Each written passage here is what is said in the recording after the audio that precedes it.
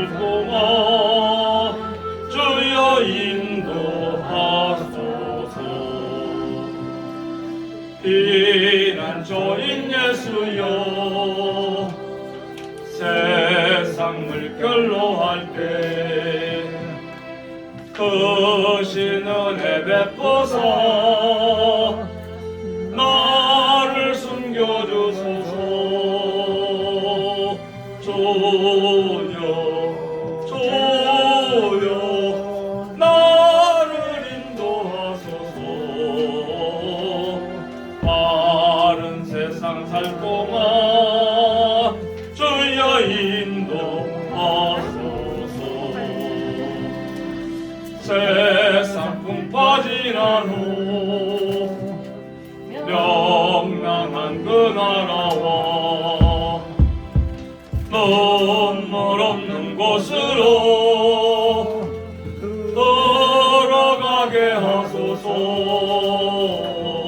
주여 주여 나를 인도하소서. 바른 세상 살고만 주여 인도하소서.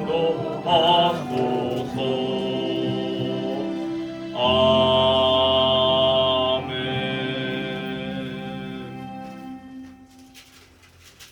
456장 찬양됩니다.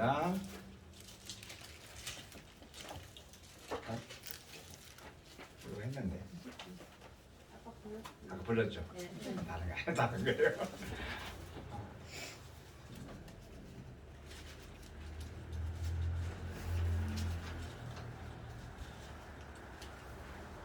(444장) 찬양됩니다.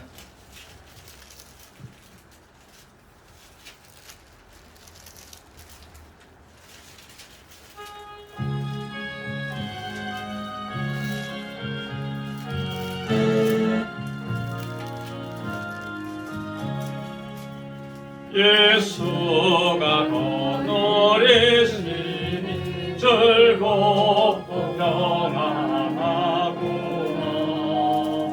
조야의 자고 깨는 것 예수가 거느리시네. 저날 항상 돌보시고 날 지니 거느리시네. 저날 항상 돌보시고 날 지니 거느리시네. 때때로 괴로움 당하며 때때로 기쁨 누리네. 풍파 중에 거느리고 평안할 때 거느리네. 주날 항상 돌보시고 날 지니 거느리시네. 주날 항상 돌보시고 날 지니 거느리시네. 내 주의 손을 붙잡고 천국에 올라가겠네. 괴로우나 즐거우나 예수가 거느리시네. 저날 항상 돌보시고 날 지니 거느리시네. 저날 항상 돌보시고 날 지니 거느리시네. 이 세상 이별할 때에 지옥의 권세 이기네. 전국에 있을 때에도 예수가 거느리시네. 저날 항상 돌보시고 날 지니 거느리시네. 날 항상 돌보시고 날 친히 거느리시네.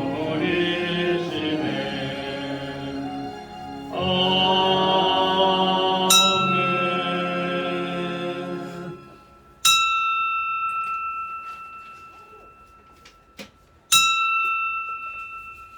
다 같이 묵상 기도 드리심으로 주일 오후 예배 하나님 앞에 드립니다. 다 같이 묵도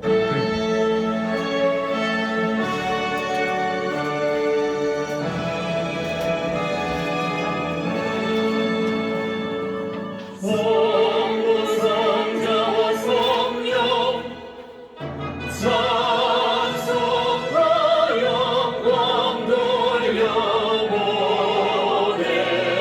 돌려보내세. 대초로 지금까지 또 영원도 않고 성삼위께 영광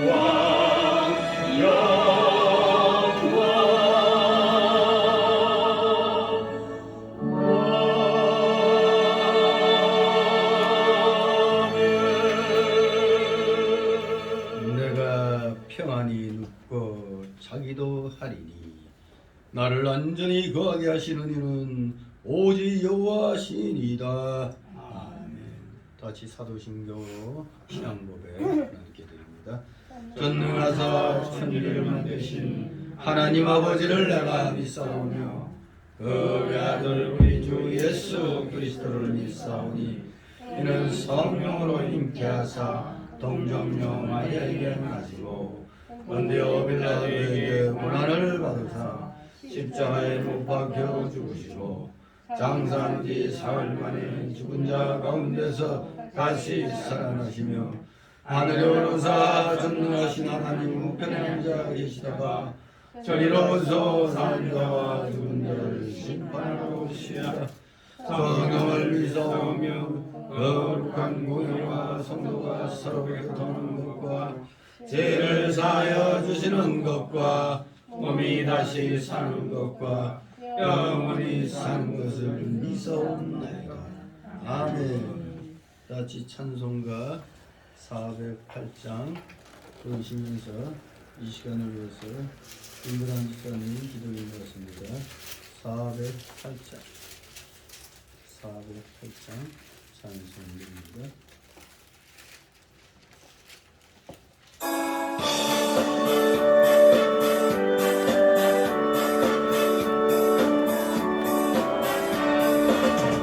내 주 하나님 널 돕고 너는 더 큰 바다보다 있다. 너보다 주를 끌어 깊은 데로 더 한가운데 가보라.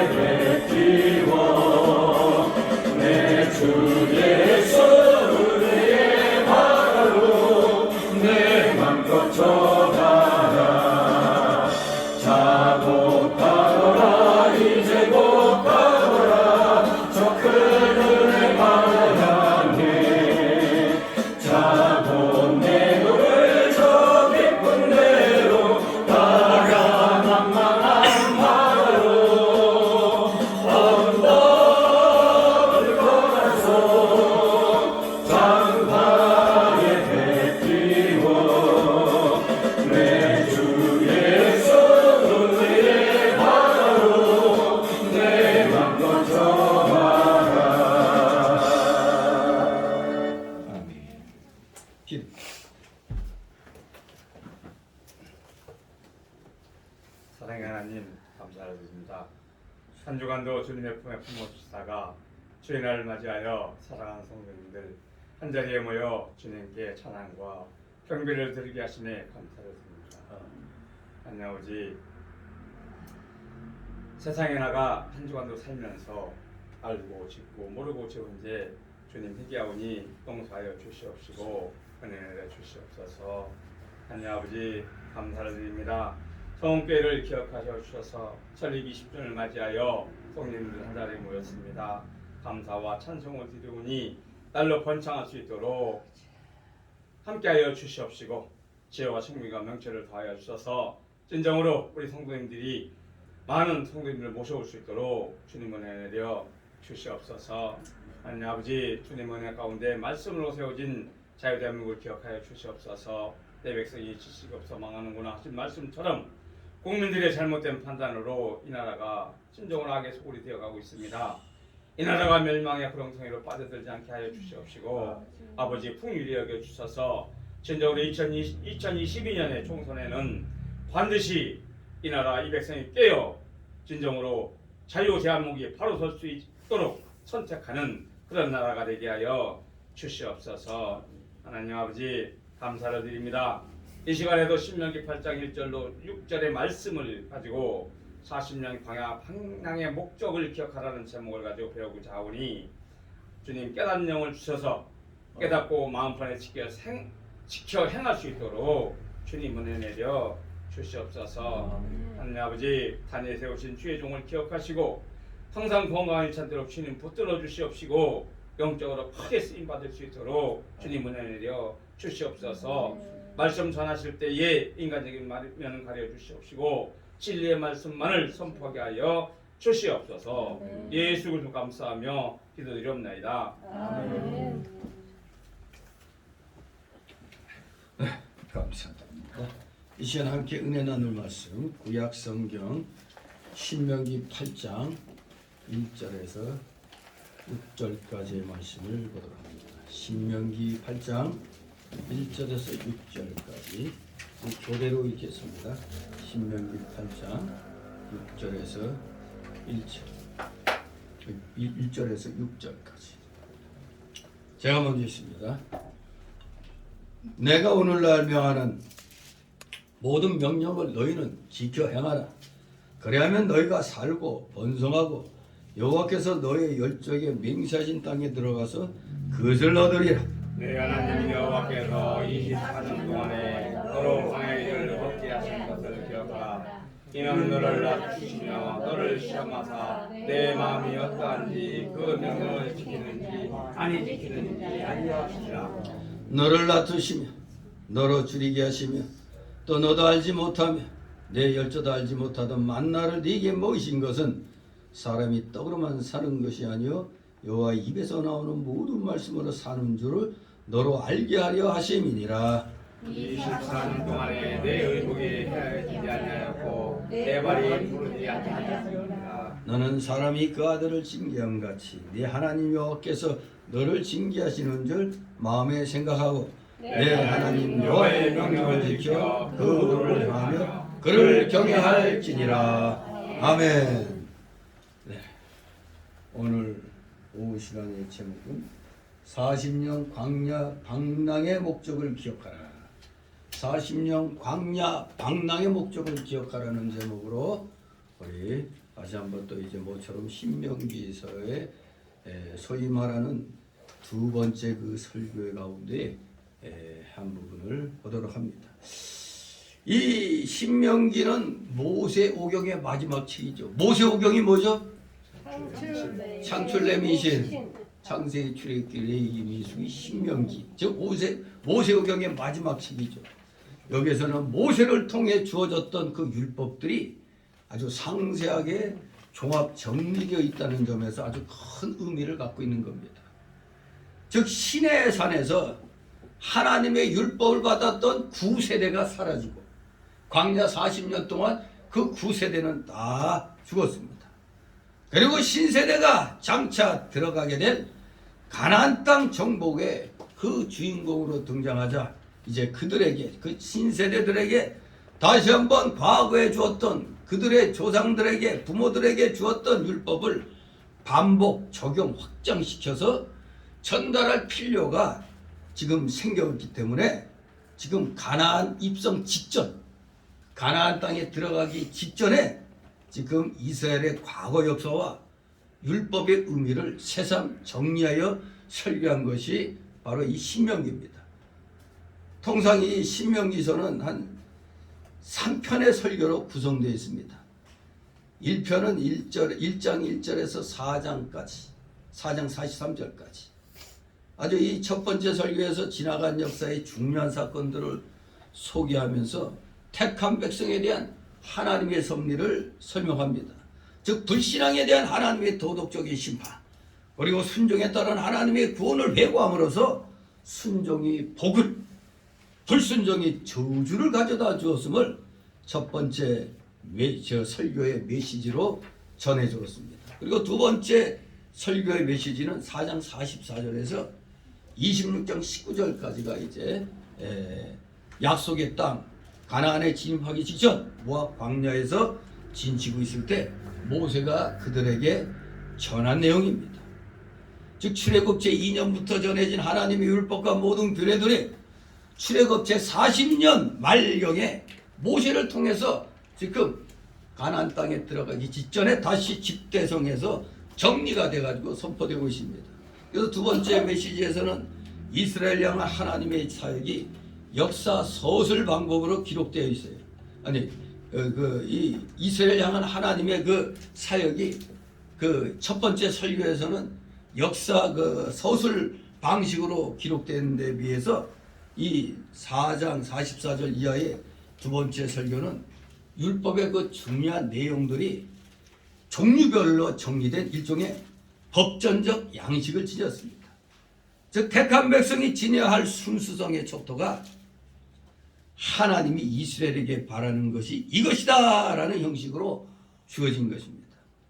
여기에는 십계명을 중심으로 한 이스라엘의 그 도덕적 의무가 5장 11장에 설명되어 있고 희생제사와 11조 절기에 관한 교훈으로 요약되는 이스라엘의 그 의식적 의무가 12장에서 16장 17절까지 설명되어 있고 정의로운 사회를 만들기 위해 지도자들이 지켜야 할 규례가 16장 18절에서 18장 22절까지 그리고 인간 상호 간의 의무 즉 19장 1절에서 26장 19절까지가 종교법, 형법, 그리고 전쟁법, 재산법, 도덕적인 그런 법의 형태로 이제 이 두 번째 설교가 구성되어 있습니다. 그리고 마지막 세 번째 설교가 27장에서 이제 34장까지 그 세 번째 그 메시지가 되겠는데 그때는 이제 죽음을 눈앞에 둔 모세가 자신의 생이 마친 후에 전개될 역사를 예언적인 어투로 전달이 됩니다. 즉 모세는 이스라엘의 가까운 장래에 경험할 축복과 저주 그리고 먼 장래에 일어날 포로 사건과 귀환을 여기 27장에서 34장까지 이렇게 예언을 한 겁니다. 아주 그냥 미래 일까지도 다 예견했어요. 아직도 가나안에 들어와서 제대로 이스라엘을 건국도 못했는데 벌써 포로가 되고 그 나라가 망했다가 다시 이제 또 귀환하게 된다는 걸 또 예견을 한 것입니다. 한편으로 이 부분에는 여호수아의 그 후계자 임명, 모세의 고별사, 모세의 장사 등의 역사적인 사실도 이 세 번째 설교에 삽입되어 있는 것을 보게 됩니다. 오늘 우리는 두 번째 그 설교의 메시지 중에 한 부분을 택해서 살펴보는 겁니다. 즉 십계명을 중심으로 한 이스라엘의 그 도덕적 의무 가운데서 이 도덕적 의무를 깨닫게 하시기 위해서 이제 광야 생활에 40년의 그 방랑이 왜 40년 방랑케 되었는가? 2주 정도면 갈 수 있는 거리를 갔다 40년이 걸렸다 이겁니다. 여기에는 아주 심각한 이스라엘의 도덕적 타락이 있었죠. 그 도덕적 타락이 뭡니까? 바로 우상숭배, 바로 그겁니다. 금송아지 사건, 이런 것들이 결국에는 이스라엘로 하여금 40년을 뺑뺑이 돌게 만들었던 겁니다. 그래서 이 그 두 번째 설교 가운데 이제 도덕성에 대해서 이제 쭉 선포하는 그 메시지 가운데 이 8장은 이제 지난날의 그 하나님의 역사를 회상하는 겁니다. 모세가 지난날의 하나님의 역사를 회상하는데 이 신명기서의 대주제는 하나님을 사랑하고 그 계명을 지켜 행하라는 겁니다. 이 신명기서의 대주제는 하나님을 사랑하고 그의 계명을 지켜 행하라. 이러한 대주제 하에서 모세는 계속해서 이스라엘 신세대들에게 하나님의 말씀으로 권면하고 훈계 혹은 경고를 하고 있는 겁니다. 이 8장 역시 그러한 맥락에서 과거 40년 광야 생활 동안 이스라엘을 지켜 보호하여 주신 하나님의 크신 사랑을 기억할 것과 또 미국에 펼쳐질 가나안 땅에서의 그 풍요로운 삶을 소망하면서 그것을 허락하도록 하여 주신 그 하나님의 크신 은혜를 결코 잊어서는 안 된다는 것을 아주 간곡하게 권면을 하고 있는 겁니다. 동시에 이러한 하나님의 사랑과 은혜를 받은 자들로서 마땅히 하나님을 사랑하고 하나님의 계명을 지켜야 한다는 것과 만약 그렇지 못했을 경우 하나님의 심판이 피용코 뒤따르게 될 것이라는 경고가 덧붙여서 선포되고 있는 것입니다.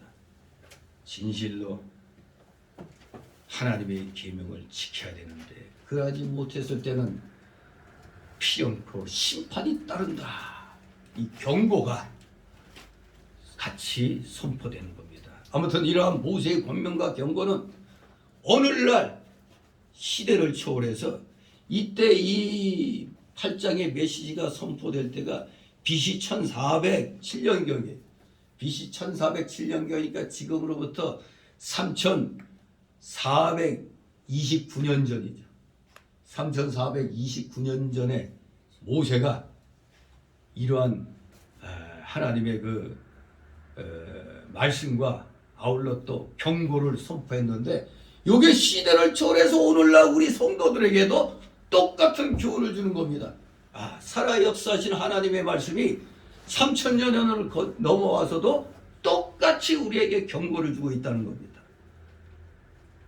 즉 우리 성도는 과거, 현재, 미래 그리고 생사화복을 그리고 사랑과 은혜를 주관하시는 하나님의 품을 떠나서는 잠시도 살아갈 수 없다는 사실, 그리고 피조된 인간으로서의 하나님과의 관계가 올바로 정립되지 아니한 경우에는 그 어떠한 경우에도 평안과 참 기쁨의 삶을 누릴 수 없다는 사실이 시대를 초월해서 3000년의 시간을 건너뛴 오늘날에도 그대로 우리에게 경고를 주고 있는 겁니다.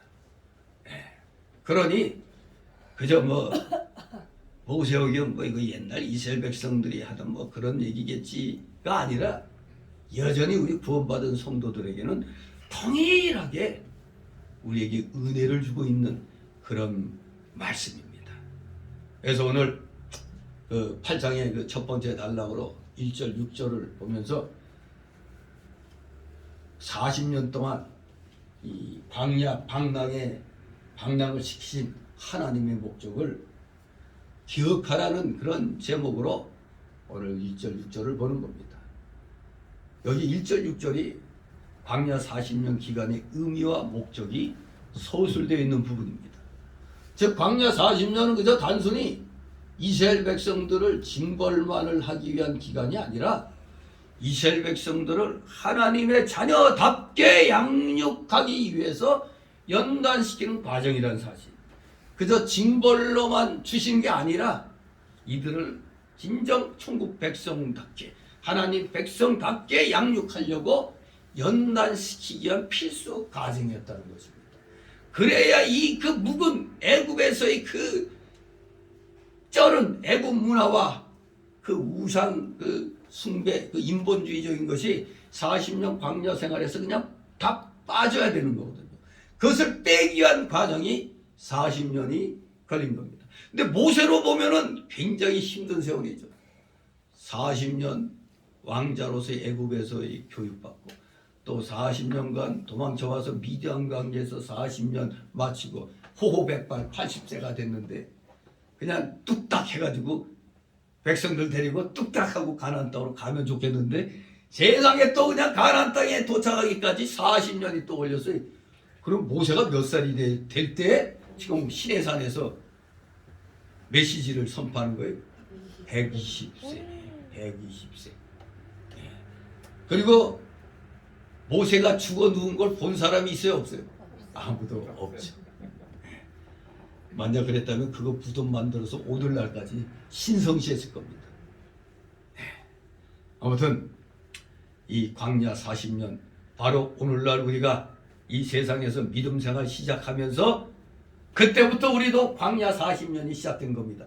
혹자는 예수 믿으면 복 받는다고 해서 교회 나왔어. 복 받는다고 해서 뭐가 그냥 막 하늘에서 뭐가 돈더미가 떨어질 줄 알았더니 이거 돈더미가 떨어지는 게 아니라 웬 놈의 고상따발이 그냥 막 떨어지는 거예요. 뭐 집안에서 이상하게 막 분란이 일어나고 그냥 나 때문에 뭐 어쩌고저쩌고 막 우리 집안 망했다는 뭐 희한한 이런 일들이 일어나죠. 그야말로 우리는 예수님을 영접한 그 순간부터 우리에게도 개인적인 광야 40년이 시작이 되고 지금 그 진행 중에 있는 것입니다. 이렇게 모세가 이제 이스라엘 백성들 소위 말하는 신세대 오늘날로 말하면 MZ 시대라고 그러죠. MZ 시대. 이게 아마 19세부터 34세까지가 이제 밀리니언 시대라고 해서 그리고 또 그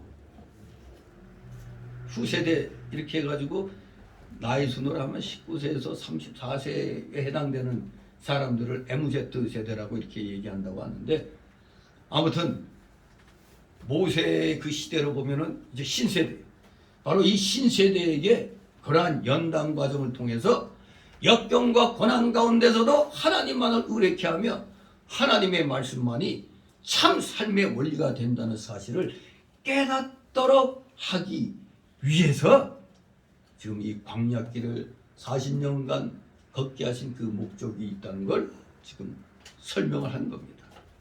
한마디로 모세는 이 진리를 그 아버지와 같은 그 아버지의 사랑과 같은 마음, 부성애적인 하나님의 사랑으로 지금 이스라엘 백성들에게 이해를 시키고 있는 겁니다.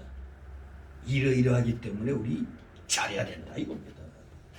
안 그러면 또 그냥 광야 40년의 그 혹독한 그런 과정이 또 올 수도 있으니까 그래서 하나님을 마땅히 사랑하고 그의 계명을 반드시 지켜야 한다. 하지만 못 지켰을 때는 심판은 피없고 따른다는 경고가 이 메시지에서 이제 선포되는 것입니다. 자, 그러면 이제 1절 봅니다. 1절 있습니다. 내가 오늘날 명하는 모든 명령을 너희는 지켜 행하라.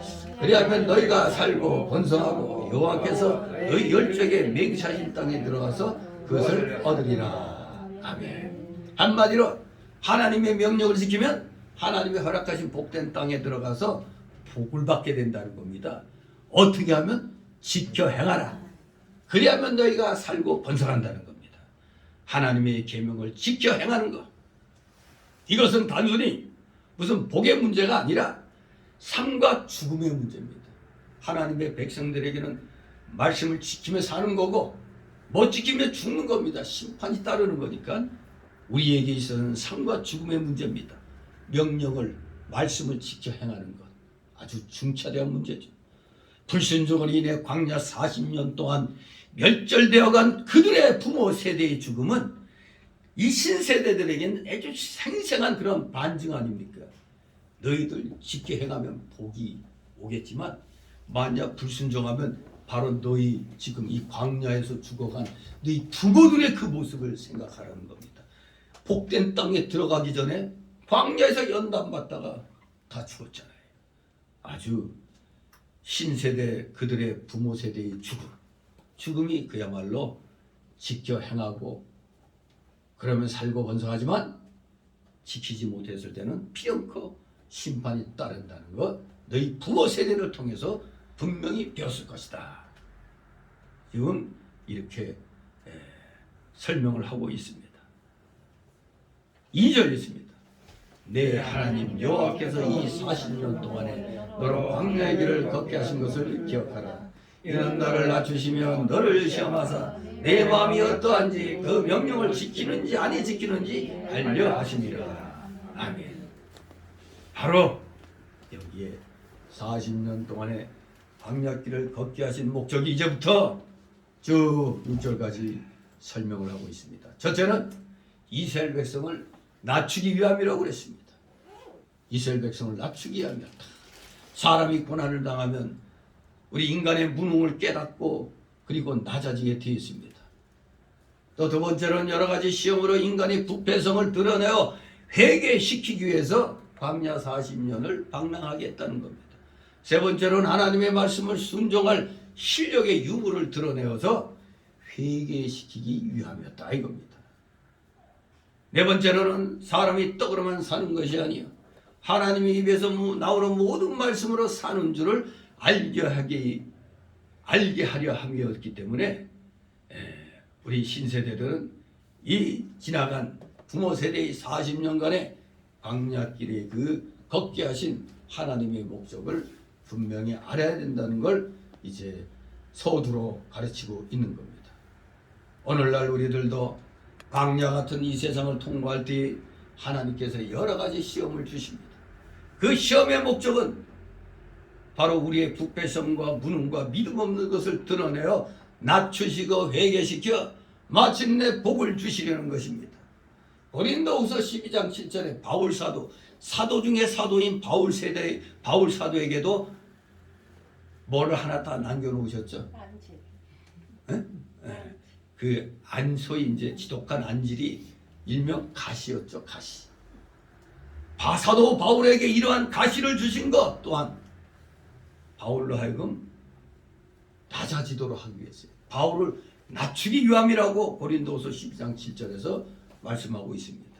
시험이 올 때 그 마음에 있는 사실과 실력이 그대로 나타나는 겁니다.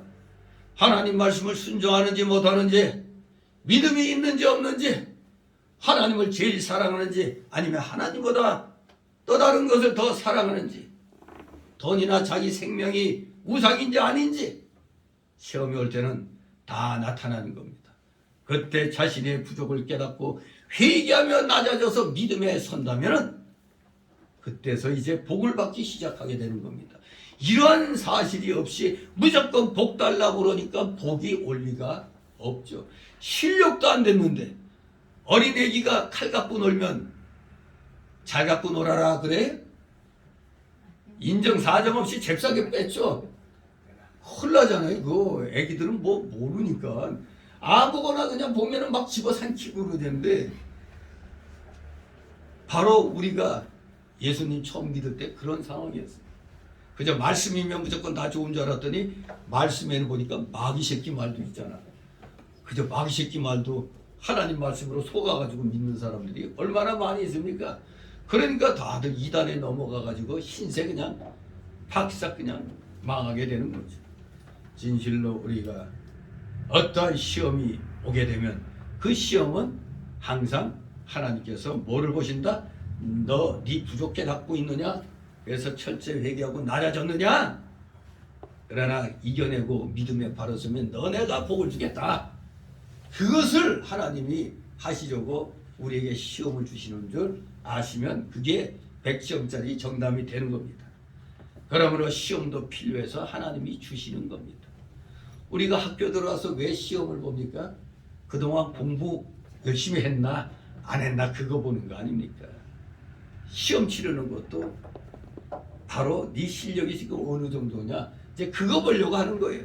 마찬가지 하나님도 네 믿음 실력이 얼마만큼 되냐 60점은 넘었나 70점 넘었나 아니면 90점 넘었나 그걸 보시는 겁니다. 물론 우리야 뭐 시험이 없으면 좋겠죠. 시험이 없으면 얼마나 좋습니까? 학창 시절에는 시험만 없어도 살 것 같은데 근데 시험이 없으면 또 공부를 제대로 안 하게 되잖아요. 그거와 똑같은 거예요. 시험이 없으면 좋겠다고 생각하는 건 나 망치는 일입니다. 다 어리석은 생각입니다. 오랜 세월을 거쳐서 여러 가지 시험을 받아야 우리가 조금씩 실만한 사람이 되어가는 겁니다. 우리가 잘 아는 출애굽기 3장 5절에 모세가 미디안 광야에서 40년 동안 무슨 훈련했죠? 심 벗는 생활했잖아요. 40년간 힘벗는 생활했잖아요. 우리가 지금 수요예배, 금요예배 때 이제 출애굽길 보고 있잖아요. 힘벗는 생활하는데 40년 걸렸어요. 한마디로 나의 그 어리석고 부족한 그 부패성, 연약성, 완악성 이거를 빼는 게 힘벗는 생활인 겁니다. 철저히 회개하면서 하나님 앞에 바로 서는 생활. 그것이 힘벗는 생활입니다. 근데 모세도 무려 40년이나 걸렸어요. 40년. 욥도 신앙의 사람이지만 여기서 40장, 42장 거기 초반에 보면은 아무리 신앙의 사람이지만 시험을 오랫동안 받으니까 하나님 이거 너무하십니다 하는 식으로 이제 하다가 낙제를 했죠. 욥도 한번 낙제를 했습니다. 너무너무 시험이 와서 괴로운데 이거 친구들까지 와가지고 너 우리 몰래 지은 적 있지? 이런 식으로 지금 그냥 막 3번씩이나 번갈아 가면서 그냥 공격을 하잖아요. 결국 욥도 이 하나님 이럴 수 이게 뭡니까 하고 그냥 하다가 그것도 한번 낙제를 한 겁니다. 계속되는 시험에 낙제가 안 될 사람은 많지 않죠. 낙제된 다음에는 원통이 회개하며 믿음이 그래서 조금씩 자라가는 겁니다. 인생에 있어서 실패하지 않고는 우리가 다음에 그 극복해서 느끼는 그 단맛을 모르는 겁니다. 그래서 반드시 시험이 있어야 되는 거예요. 아무튼 우리가 잘 아는 성군, 이스라엘의 아주 성군 다윗도 시험에 낙제해가지고 낮아져가지고 침상이 그냥 어느 정도가 됐어요. 눈물로 침상이 세상에 과장도 이런 과장이 어디 있어요. 눈물로 얼마나 흘렸으면 그 자던 침상이 둥둥 떠요. 그게 요가 젖도록 회개했다고 시편 6장 6절에 말씀하고 있잖아요. 정말로 날마다 우리의 삶은 회개의 삶입니다. 우리도 지금 주님이 다시 오시는 그날까지 우리가 완전한 그 영화의 단계에 이르기까지는 우리는 광야 40년을 거치는 것입니다. 지금 이 예배드리고 있는 이 시기도 우리는 광야 40년에 해당되는 겁니다. 그러니까 시시때때로 시험은 자꾸 오는 겁니다.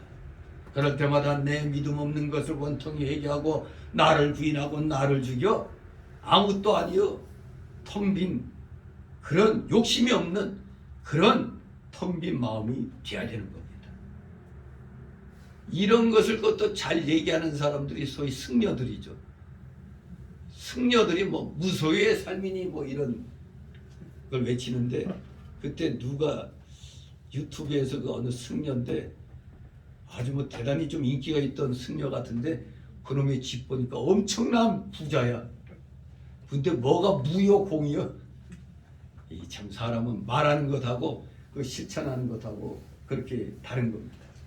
진실로 우리는 다윗처럼 열심히 하나님 앞에 회개 눈물을 흘려야 돼요. 철저히 나를 쳐서 부인하면서 복종을 시켜야 조금씩 우리의 신앙 인격이 자라게 되는 것입니다. 다시 3절 있습니다. 너를 낮추시며 너를 줄이게 하시며 또 너도 알지 못하며 내 열조도 알지 못하던 만나를 네게 먹이신 것은 사람이 뼈로만 사는 것이 아니요 여호와 입에서 나오는 모든 말씀으로 사는 줄을 너로 알게 하려 하심이니라. 아멘. 또 모세는 하나님께서 광야에서 만나를 주어 먹이신 목적을 설명하고 있죠. 만나를 주어 먹이신 목적이 뭐라고 그랬습니까? 사람이 떡으로만 사는 것이 아니고 여호와 입에서 나오는 모든 말씀으로 사는 줄 알게 하도록 하기 위해서 광야에서 만나를 주어 먹이셨다는 겁니다. 세상에 오늘날 우리 처음에 믿음 초신자들이 하늘에서 떡이 떨어진 줄 알았는데 진짜 광야 생활에서는 하늘에서 떡이 떨어졌어. 뭐가 만나가 떨어지고 어느 날은 메추라기가 와르르 하고 그냥 떨어져 버리는 그런 일이 있잖아요. 다 이것은 여호와 입에서 나오는 모든 말씀으로 사는 줄 알게 하려 함입니다. 우리 예수님께서는 마태 4장 4절에 마귀에게 시험 받으실 때 바로 이 말씀 가지고 이르신 것입니다. 사람이 떡으로만 사는 것이 아니다. 말씀으로 사는 것이다. 하면서 마귀의 시험을 물리치셨죠. 40일간 금식하면 그야말로 눈앞에 뵈는 게 없잖아요. 사람이 그냥 먹을 것만 뵐 텐데. 그때도 말씀하셨으되 가라사대 말씀으로 물리치셨습니다. 그래서 이 말씀의 뜻을 좀 더 세밀히 살펴본다면 첫째는 떡이 없어도 하나님이 하고자 하시면 초자연적 역사로 먹을 것을 주신다는 겁니다. 그게 광야 생활에서의 그 만나가 떨어진 거 아닙니까? 만나를 내리게 하신 거 아닙니까? 우리가 잘 아는 엘리야 선지자, 부정한 동물이라는 까마귀를 통해서 아무리 부정한 거라도 하나님이 쓰시면 그건 또 신령한 거가 되는 겁니다. 까마귀조차도 엘리야 선지자를 먹이도록 하나님이 시켰잖아요. 까마귀가 떡과 고기를 가져다 준 거예요. 엘리야에게. 이렇기 때문에 어느 시대건 하나님이 하고자 하시면 초자연적 역사로 우리에게 먹여주신다는 걸 알아야 됩니다. 두 번째로 사람의 생명이 떡에 있는 것이 아니라 하나님께 있다는 것을 말씀하는 겁니다. 즉 하나님께서 생명을 주관하신다는 것을 말씀하는 겁니다. 세 번째로 이 말씀의 이 뜻은 사람의 영은 하나님 말씀으로 산다는 것입니다. 사람은 이 영이 살아야 참으로 사는 겁니다. 우리 영이 살지 않으면 그것은 무슨 삶? 짐승과 같은 삶입니다. 짐승과 같은 삶을 살려고 합니까? 정말로 사람다운 삶을 살기를 원합니까? 주님을 믿어야 됩니다. 주님 앞에 나와야 됩니다. 두 손 들고 나와야 영이 사는 겁니다. 그래야 진정한 생명을 갖고 있게 되는 겁니다. 영이 중생하지 못한 자는 겉으로는 육신의 생명은 살아있지만 죽은 자나 마찬가지입니다.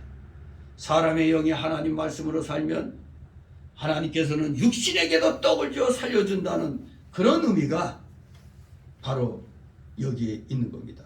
말씀으로 여호와 입에서 나오는 모든 말씀으로 사는 줄 알게 함이로다. 이 말씀의 뜻이 바로 이런 겁니다.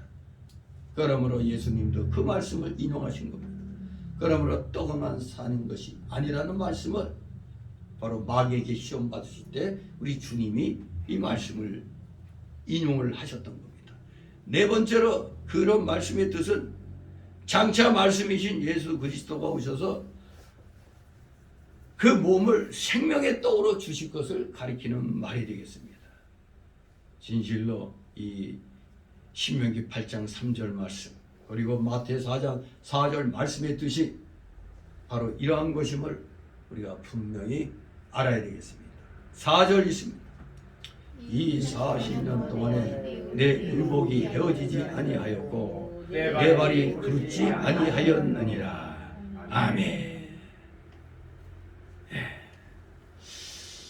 이스라엘 백성이 광야 40년 동안에 의복이 헤어지지 아니했고 발의 신이 헤어지지 않았다고 29장 5절에 말씀했습니다. 그래서 이것을 40년 동안에 아니 우리 신 신고 다니다 보면 신이 다 헤어져서 버리잖아요. 그래서 새 신 사잖아요. 옷도 또 새 걸로 갈아입고 뭐 꾸매든가 뭐 할 텐데 아니 여긴 분명히 성경 말씀에 의복이 헤어지지 아니했고 발의 신이 헤어지지 않았다고 무려 몇 년 동안? 40년 동안. 그래서 여기에 대해서 두 가지 해석이 나오고 있습니다. 어떤 해석이냐? 첫째는 여러분들이 어느 것이 더 맞다고 생각합니까? 첫째는 그들이 애굽에서 처음에 입고 나온 그 의복과 신고 나온 신이 신통방통하게 40년 동안 사용했는데도 하나님께서 그것이 닳지 않게 해줬다. 헤어지지 않게 해주셨다는 겁니다. 두 번째 해석은 하나님께서 40년 동안 여러 방편으로 새로운 의복과 신발을 계속 공급해 주셨다는 겁니다. 어떤 게 맞는 것 같아요? 두 번째 거가 맞는 것 같죠? 그야말로 애국에서 입고 나온 옷이 40년 동안 이게 그대로 있어. 이거는 하나님의 일반 원칙에도 안 맞죠. 이게 아니면 또 이게 막 찢어지는데 갑자기 또 다시 싹 이렇게 붙었어. 이게 말이 물론 하나님이 기적으로 그렇게 하실 수는 있습니다만 우린 전체적인 하나님의 또 특별 은총과 일반 은총을 이제 생각해야 되잖아요. 그랬을 때는 두 번째 여러 방편으로 새로운 의복과 신발을 계속 공급해 주셨다는 것이 바로 그것을 갖다 40년 동안 의복이 헤어지지 않았고 발의 신이 헤어지지 않았다고 그렇게 말을 할 수가 있다고 봅니다. 40년 전에 아이였던 사람이 어떻게 아기 때 입고 나왔던 옷이 그대로 있을 수 있어요. 근데 시터하게 사람이 자라면서 이 요만했던 옷도 같이 이렇게 자랐던 모양인가? 첫 번째 해석으로 주장하게 되면은 그런 문제가 있죠. 아이 때 입고 나왔는데 나이 들고 어른이 됐는데 어떻게 전에 입었던 의복과 신이 맞을 수가 없잖아요. 그러니까 40년 동안 하나님께서 은혜로 또 여러 가지 그 환경을 주장하셔서 여러 가지 방편 속에서 이스라엘 백성들에게 의복과 신발이 끊어지지 않도록 계속해서 공급해 주셨다. 이렇게 보는 게 좀 더 성경 전체 그 내용에 맞는 것입니다. 진실로 오늘날 너무 기적 외치는 사람들이 많죠. 우리가 기적 맨날 그 은사주의자들이 단골로 하는 게 뭐죠? 신유의 은사. 단골로 하는 게 신유의 은사예요. 신유의 은사. 그러면은 오늘날 의사가 필요해요? 병원이 필요해요? 뭐 골 아프게 의과대학 갈 필요 없죠?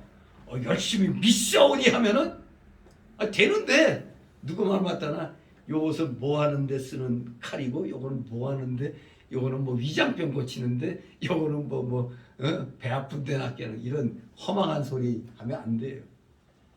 의술도 하나님의 일반 은총 가운데 주신 겁니다. 우리가 이 국가라는 단체도 하나님의 일반 섭리, 즉 일반 은총에 세워진 거예요. 우리 교회는 하나님의 특별 은총하에서 하나님이 세우신 거예요. 둘 다 똑같이 하나님이 세우신 겁니다. 공통점이 바로 둘 다 하나님의 공의가 실현되도록 하신 겁니다. 그러니까 안 믿는 세상에서도 양심 지켜라, 뭐 이런 도덕, 윤리 그게 강조되는 게 하나님의 일반 섭리에 그게 그대로 있는 겁니다. 하나님의 공의에 맞는 삶을 살도록 하는 겁니다. 근데 우리 특별히 특별 은총 속에서 이 세워진 이 교회 안에서의 특히 우리 성도들은 무조건 하나님 말씀에 맞춰서 살아야 되는 거예요. 우리는. 그러니까 특별히 우리를 또 선택해 주셨기 때문에 그렇게 해야 되는 겁니다. 차이는 바로 그거예요. 특별히 만세전에 택해서 구원해 줬다. 이쪽은 나 몰라라 했다. 이거죠. 하지만 그래도 하나님의 형상대로 창조했기 때문에 그래도 최소한의 그 도덕과 양심과 윤리를 가지고 살도록 이 일반 세계를 그렇게 또 주장을 하시는 겁니다. 정말로 하나님의 이 신묘막측함이 오늘날의 성경을 잘못 깨달은 자들이 마치 자기가 하나님이냐 예수님이냐 그러죠. 우리가 병들었을 때 무조건 낫게 해달라고만 기도하는 건 아니죠. 정말로 이게 수술하는 거 없이 깨끗이 나오면 그만큼 좋은 건 없습니다만 일반적으로는 하나님이 또 우수를 통해서 또 하나님의 살아계심을 알도록 하기 위해서, 왜냐하면 병원에 이제 가서 수술해야 돼. 병원에 가서 또 치료받고 약을 먹어야 돼. 그 전에 몸이 고통스러울 거 아니에요. 그때 같이 기도하면서 그리고 또 기도하는 과정에 이 괴로움을 하나님이 없애줄 것을 간절히 구하잖아요. 그러면서 우리가 의사의 손을 하나님이 붙들어 주셔가지고 수술할 때 문제가 없도록. 옛날에 그런 일 많이 있잖아요. 어떤 여자 맨날 그냥 배가 아파. 맨날 배가 아파가지고 어느 날 병원 가서 엑스레이 찍었더니 뭐야, 뱃속에 무슨 손뭉치 같은 거 뭐가 있는 거예요. 그러니까 그때 수술하고 봉합할 때 그 무슨 꺼지 같은 걸 그냥 놓고 그냥 꿰매버린 거예요. 심지어 어떤 사람은 그 메스가 뭐 들어있었다나 어쨌다나 이런 일이 있잖아요.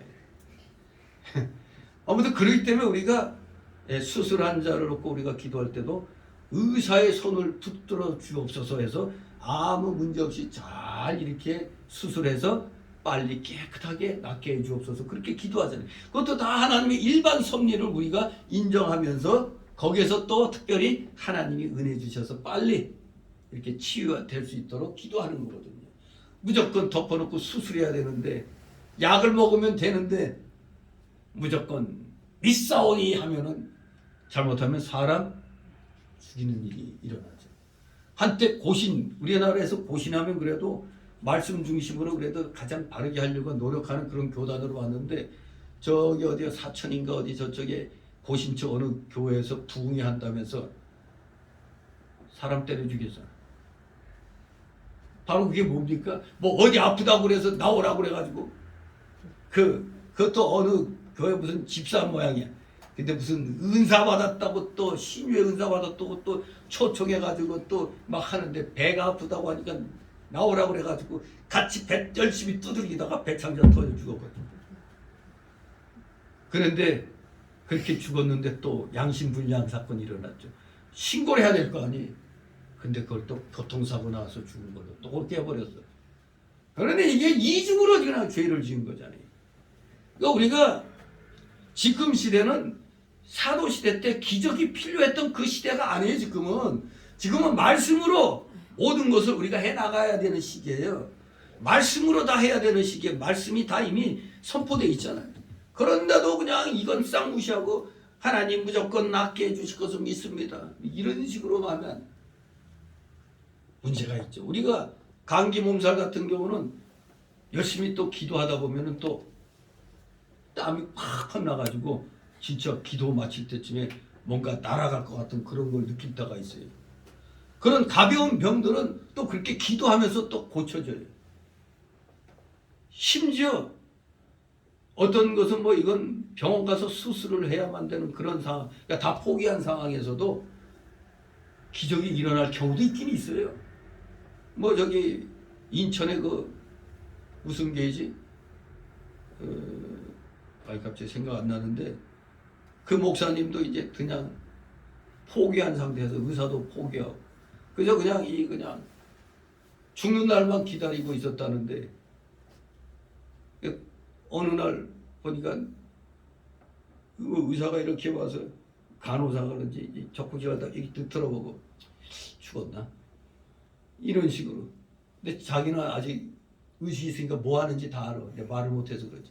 근데 어느 날은 또 자기 딸내미들이 와서 아이고 하나님 아버지 우리 아빠 살려주세요 막 기도했대. 그랬더니 이 무의식 가운데서도 이게 다 들리는 거야. 그런데 어떤 기도에 그냥 휘리 받았느냐. 하나님 우리 아빠 죽으면은 우리 엄마 교회에서 쫓겨나요. 이게 무슨 소리야 이게. 목사가 죽으면 우리 엄마하고 우리 교회에서 쫓겨난다고. 그러니 살려주세요. 그래가지고 그냥 이 무의식 상태에서 이제 의식이 좀 있는 거지. 하나님 거의 낫게 해달라고 한절에 이렇게 기도했대. 그러더니 그 다음 날에 뭐 시꺼머리한 걸 그냥 마치 대변으로 그냥 한양대기 그냥 쏟아냈는데 그걸로 인해 갖고 살아난 거예요. 다 포기하고 죽은 걸로만 알았는데 그렇게 그냥 자기 딸내미가 아이고 우리 엄마 우리 교회에서 쫓겨나요 하는 이게 진짜 우리나라 교회 현실인 거예요 이게.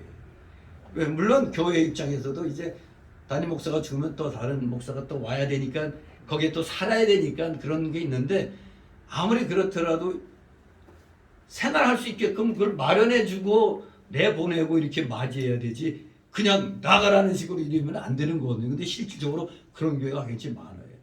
그러니 그것을 그냥 원통이 생각해가지고 그냥 막 기도를 했더니 하나님이 기적과 같이 그 몸에 있는 그 나쁜 게 그냥 다 빠져나가 버린 거예요. 대변으로 그냥. 그리고 그 다음날 그냥 기적적으로 살아나는 이런 일도 있는 겁니다. 그러니 참 이 하나님의 역사가 어떻게 일어날지 그냥 아무도 몰라요. 그저 뭐 누가 그냥 신병사 받았다고 그냥 기도하면 낫는다는 이런 식으로는 그건 사기꾼밖에 안 되는 겁니다. 지금 사도 시대가 아니기 때문에 그래요. 그러니까 이런 것을 우리가 제대로 깨닫지 못하면 우리 그러면 외국어 공부할 필요도 없죠.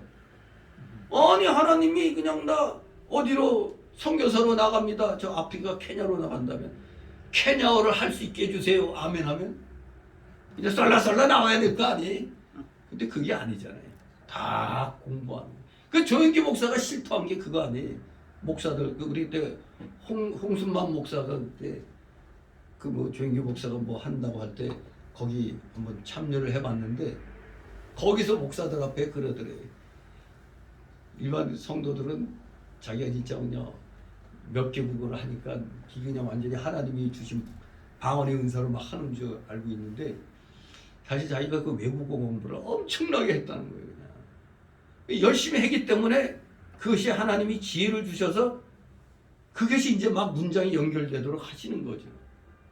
저도 그런 걸 느낄 때가 있어요. 어떤 때 전에 그 무역회사 다니면서 그냥 외국에 편지 쓰고 막 그럴 때 어떤 때는 그냥 잘 안 써져요. 그냥 한 몇 시간 걸리는데 어떤 때는 그냥 신기하게도 그냥 쫙 이렇게 연결해서 쫙 써질 때가 있어요. 그럴 때 순간 아 이런 게 지혜의 은사인가 뭐 그런 걸 느끼게 되죠.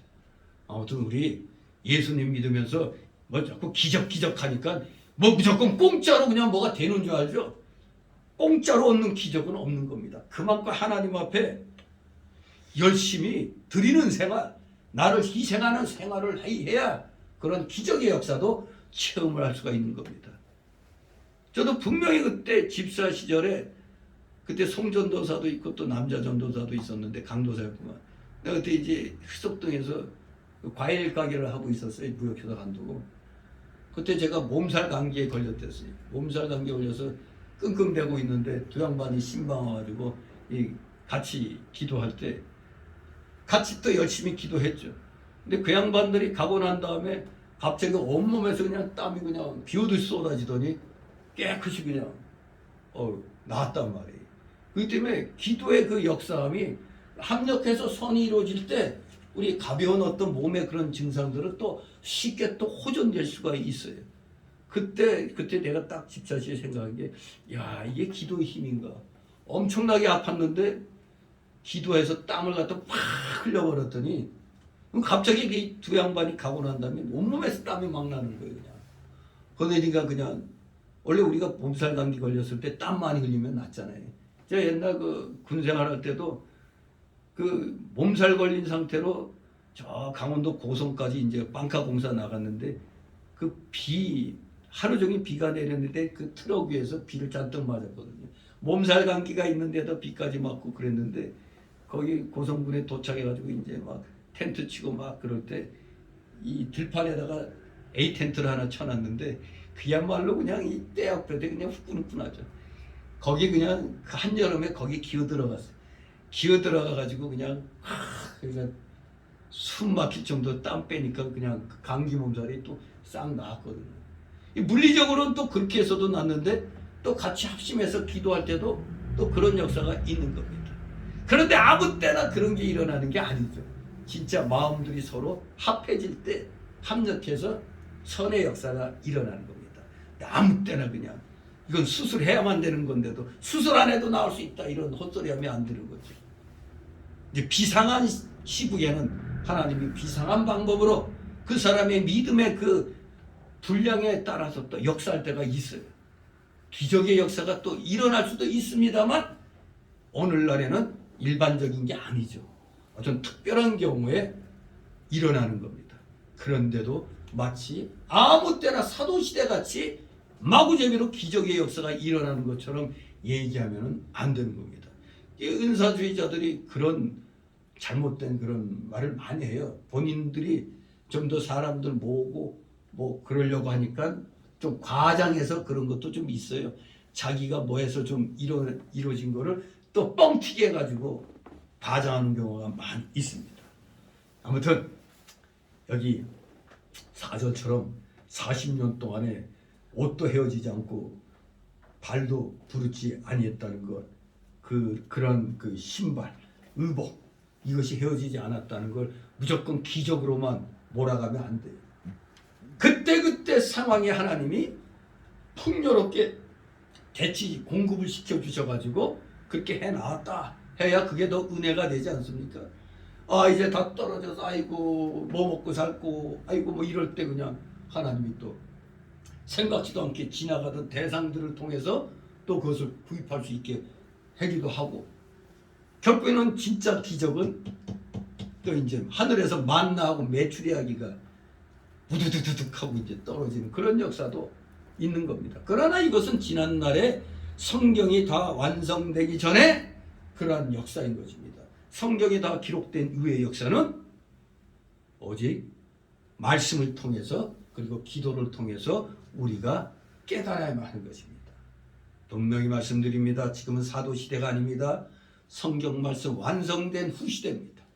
그렇기 때문에 우리는 더욱더 말씀 중심으로 나가야지 올바른 믿음 생활을 할 수가 있는 겁니다. 무조건 구약시대 때 예수님 시대 때 기적이 일어났는데 오늘 우리에게 기적을 베풀어 주옵소서 하면 그건 잘못된 기도입니다. 기도할 때 하나님 뜻이 합당해야 이루어주신다고 그랬잖아요. 내 욕심을 부려갖고 기도하는 것은 잘 안 돼요. 하나님 앞에 정말 하나님의 영광을 위하여 필요한 것을 놓고 기도할 때 조지 뮬러가 5만 번의 기도의 응답의 역사를 받은 것처럼 애들한테 고아원에서 애들에게 줄 음식이 다 떨어졌어. 그런데도 평소와 다름없이 똑같이 애들 앞에 딱 접시 다 돌려놓고 거기다가 또 한 수 더 떠서 뭐라고? 우리 감사의 기도합시다. 그러니까 애들이 볼 때 이거 뭐야? 앞에 음식도 하나도 없는데 뭔 감사의 기도를 해? 근데 하여간에 감사의 기도를 딱 마쳤더니 떡떡떡 하더니 빵 공장에서 빵차가 뜨거워 버렸어. 그게 바로 그때 상황을 하나님께서 환경을 통해서 즉 빵 공장에서 어디 납품하려고 빵 만들었는데 이게 조금 더 구워져서 그러니까 때깔에 문제가 있는 거야. 그러니까 저 고아원 조지 뮬러의 그 고아원 거기 그냥 갖다 주자. 이게 딱 일치가 되는 거예요. 그냥 그 역사하심이 딱 일치가 되니까 여기서는 열심히 아무것도 없는데 기도했고 저기서는 거기 얼른 갖다 주라 해서 왕 하는데 기도가 딱 끝날 때쯤에 떡떡하게 되는 거예요. 이 상황을 하나님이 또 주관하신다는 걸 거기 애들의 배 없던 빵이 갑자기 하늘에서 뿅 하고 나온 게 아니에요. 그렇게 주위 상황을 시켜가지고 빵하고 거기다가 또 그냥 우유까지 같이 이렇게 오는 역사가 일어나는 겁니다. 진실로 기도하지 아니하고는 어떤 기적도 바라면 안 됩니다. 정말로 하나님의 정한 지극히 작은 어떤 이적의 역사라도 구경하고 맛보고 싶다면 평상시에 열심히 기도해야 됩니다. 그래야 우리가 조금이라도 하나님의 놀라운 역사를 맛볼 수가 있습니다. 뭐 할 때? 기도할 때. 그렇습니다. 다 같이 5절 6절 있습니다. 너는 사람이 그 아들을 징계한 같이 내 하나님 여호와께서 너를 징계하시는 줄 마음에 생각하고 내 하나님 여호와의 명령을 지켜 그 도를 행하며 그를 경외할지니라. 아멘. 여러 가지 시험과 징계를 당할 때 마치 사람이 아들을 징계하는 것처럼 하나님께서 사랑으로 징계하시는 줄을 깨닫고 달게 받으면서 믿음이 없는 것을 회개하는 겁니다. 그러면서 더욱더 하나님의 명령을 지키면서 그 말씀을 생명으로 삼고 하나님 경외에 나가는 것을 잘 배워나가야 한다는 것입니다. 어떻게 한 같이? 사람이 그 아들을 징계한 같이. 백성들이 광야 40년 동안 고난과 역경을 겪은 것은 마치 어버이와 같은 심정으로 그 백성을 위해 두신 하나님의 일종의 사랑의 매였다. 40년 광야의 그 고난과 역경은 소위 말하는 하나님의 사랑의 매로 인한 것이었다. 히브리서 12장 5절 11절 우리 히브리서 12장 5절 11절 우리 한 목소리로 읽도록 합니다. 히브리서 12장 5절에서 11절까지 찾았습니까? 네. 자, 같이 읽습니다. 시작. 또 아들에게 권하는 같이 너에게 권면하신다. 말씀을 잊었도다 일렀으되 내 아들아 주의 징계하심을 경히 여기지 말며 그에게 꾸지람을 받을 때에 낙심하지 말라. 주께서 그 사랑하시는 자를 징계하시고 그의 받으시는 아들마다 채찍 질라심이니라. 아멘. 여기까지만 있습니다.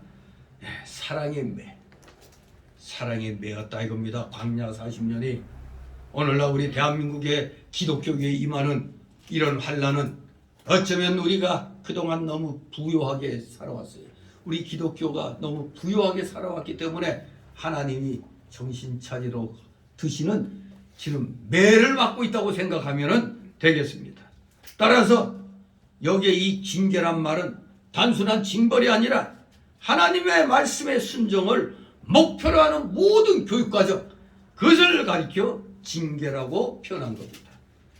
말씀의 순종을 목표로 시행하는 모든 교육과정이 오늘 우리 기독교계에 하나님이 내리시는 징계, 간단하게 징계라고 이렇게 표현할 수 있겠습니다.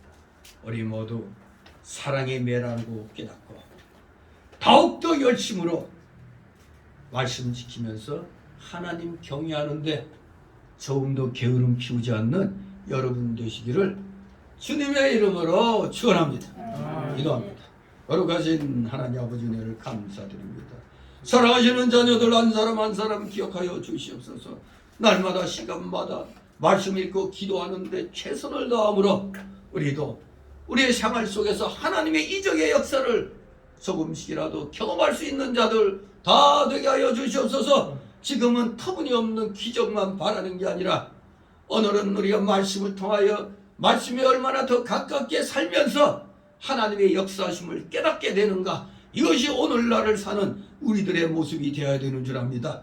그저 황망하게 잘못된 이단들 같은 그러한 기적의 역사를 추구하지 말고 우리는 말씀 속에서 드러나는 하나님의 역사심을 우리 생활 속에서 깨닫고 체험하는 진실한 믿음의 자녀들, 믿음의 일꾼들 다 되게 하여 주시옵소서. 감사드리며 예수 그리스도의 이름으로 기도 줍나이다. 아멘. 같이 찬송가 495장 459장 95장이 아니라 459장 460장이 아니고 459장입니다. 2절 부르고 반주 나갑니다.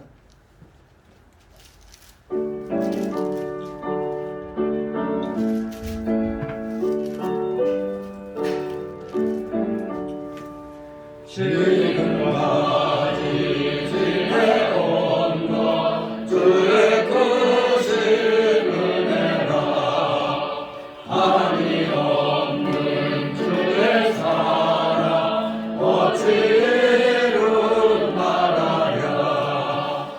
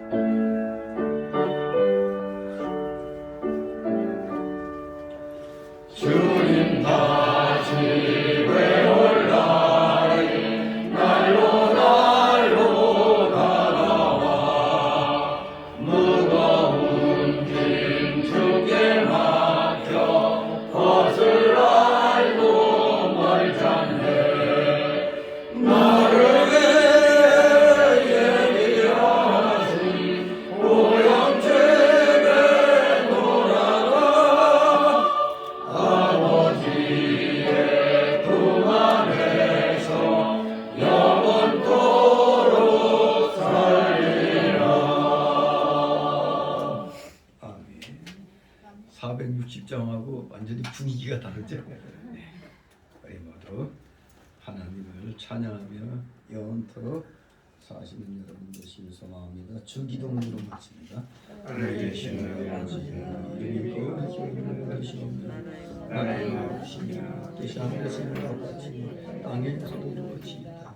오늘 우리에게 원하는 것을 주옵시고 우리가 우리에게 죄 지은 자를 사하는 것 같이 우리의 죄를 사하여 주옵시고 우리를 시험에 들게 하지 마옵시고 다만 악에서 구하옵소서. 내 영광과 권세와 영광이 아버지께 영원히 싸움나이다. 아멘.